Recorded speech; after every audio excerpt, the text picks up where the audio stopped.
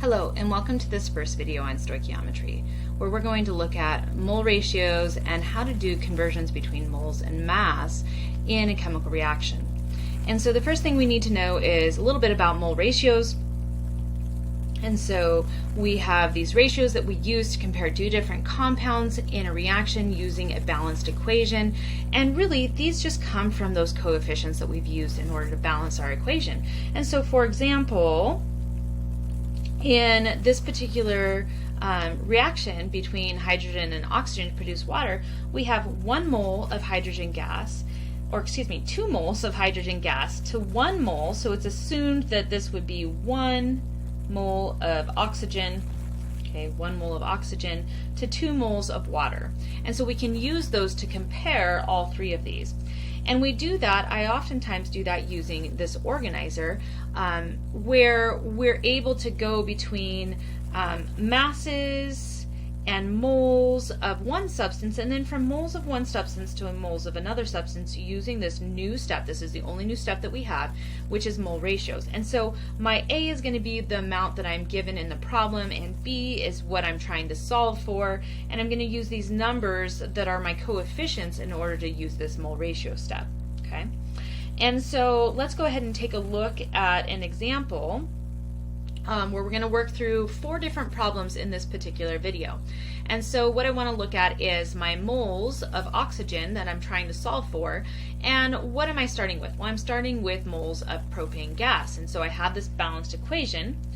And so what we're going to do is we're going to go from moles of one thing, okay, and we're going to call that thing A, to moles of something else, and we're going to call that something else B. Okay, and the only step that I'm going to use is going to be this mole ratio step right here. Okay, so that's the step I'm going to use. So let's define our A and B. So A is what I start with. Okay, so A is going to be moles of propane. So this is my A.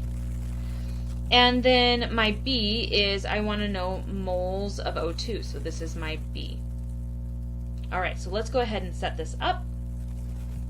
I'm going to start with 3.4 moles, and I'm very intentional about writing everything out in these to keep myself organized. And so C3H8 in our mole ratio step, I want to put the moles of the propane on the bottom so I can cancel moles of propane that are on the top that I started with. And so we're going to put in, for this, I have 1 mole of the C3H8 and I have 5 moles of water. So for every 1 mole of C3H8, this comes from the balanced equation, okay, I have 5 moles of O2. All right, moles of C3H8 cancel, and that's why I'm really intentional. I want to make sure that I can cancel those out. And so we're going to go ahead and do the math, multiply across the top, across the bottom, divide top by bottom, and I end up with moles of O2, and I should have 17 moles of O2. Okay, so this new step is our mole ratio step. It's the only new step for us. All right, so let's go ahead and take a look at another one. So we're going to come back to our organizer here in just a moment. And so in the second problem, it asks us for the mass of H2O, so mass of H2O, and that is going to be our B. So what we're trying to solve for is B, and we are given moles of O2. Okay, so moles of O2, so that's going to be our A, what we start with. So I'm going to go back to that organizer really quick. We were given moles of O2. We want to know mass of water, and so we're going to have 2 steps to get there. The first one is that mole ratio step again, okay? And then the second step is going to be the molar mass of water in order to get there. All right, so let's come back in and go ahead and set this up. So we're going to start with our 10.5 moles of O2, and then we're going to do our mole ratio step. So we have 5 moles of O2, and we have 4 moles of water. Okay, So 5 moles of O2 goes on the bottom, 4 moles of H2O goes on the top. This is our mole ratio step. It's the only new step we have. Okay, moles of O2 cancel. So now I have moles of water, but I want to know mass of water. And so we have to use our molar mass for water. We know that that is 18 grams per mole, so 1 mole goes on the bottom. 18 grams goes on the top. Okay, moles cancel for water. And now all I have to do is go ahead and solve for this. And so 10.5 times 4 times 18, subtotal that, divide it by 5. That's how I usually do it in my calculator. And when I did that, I got 151 grams of H2O. 151 grams of H2O.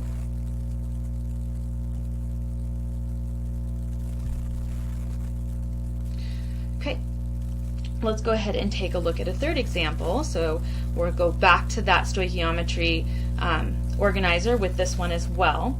So in this particular one, we're going to start with grams of our propane.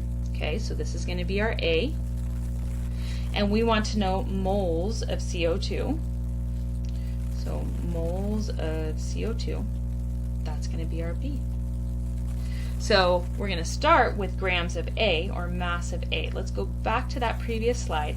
In this one, we're going to start with mass of A, and we're going to go to moles of B. And again, it's 2 steps. So let's go ahead and do that. So 20.3 grams, 20.3 grams of C3H8. I already did our molar mass for this, and so molar mass is 44 grams per mole.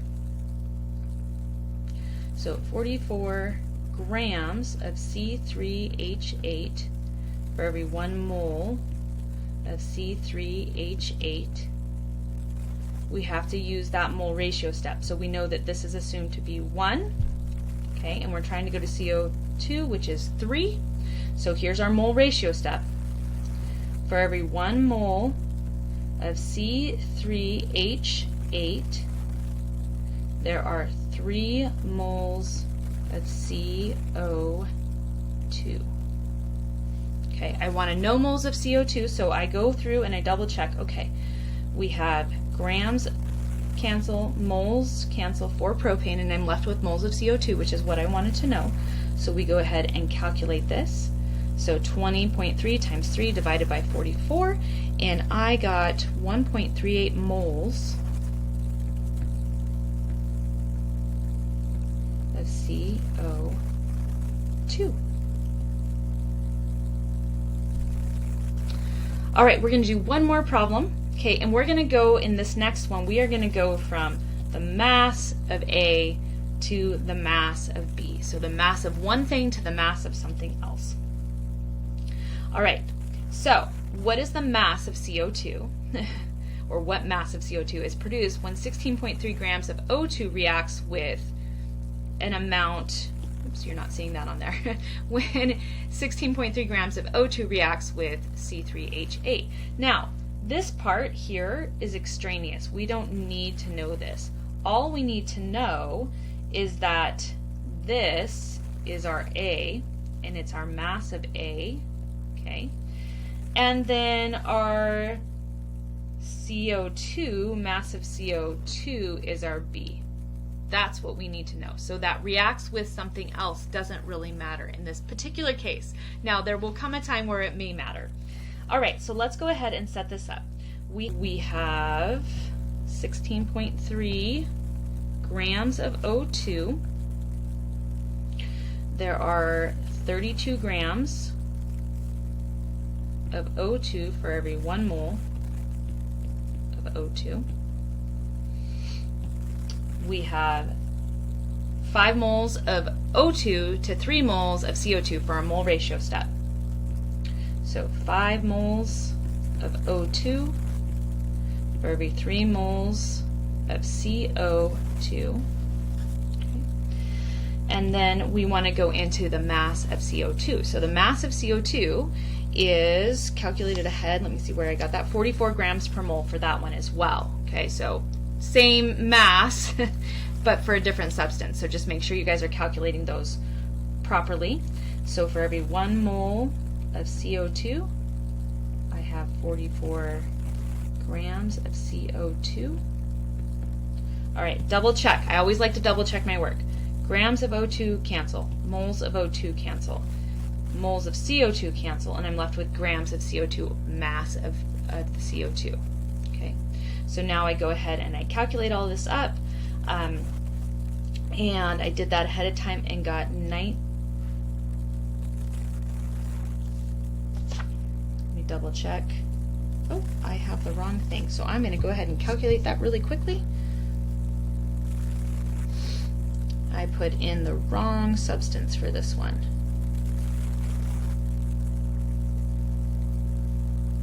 Because I flip things around.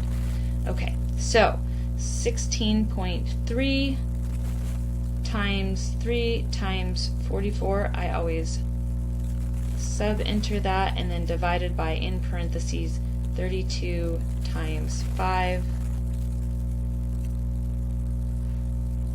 And I get 13, we have 3 sig figs, 13.4 grams of CO2.